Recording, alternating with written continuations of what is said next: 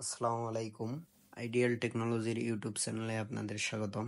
আজকে আমরা দেখাবো কিভাবে Toshiba studio 2010 AC colour photocopier মেশিনটিতে আইডি কার্ড ফটোকপি করবেন এবং সেই সাথে ব্ল্যাক অ্যান্ড হোয়াইট মেশিনেও সেম প্রসেসে আইডি কার্ড ফটোকপি করতে পারবেন।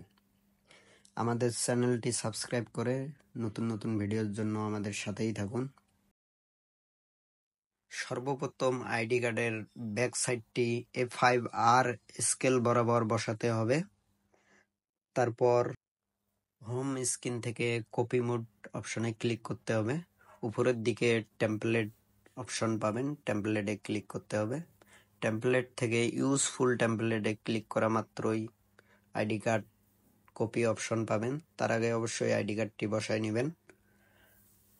আইডি কার্ড কপি অপশনে ক্লিক করা মাত্রই অটোমেটিক স্ক্যান হয়ে যাবে।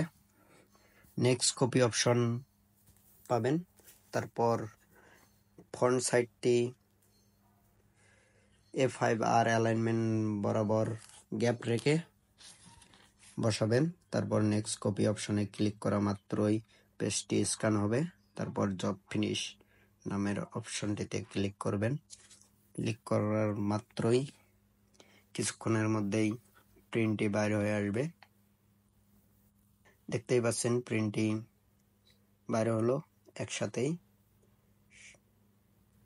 ধন্যবাদ। আমাদের চ্যানেলটি সাবস্ক্রাইব করে সাথেই থাকুন।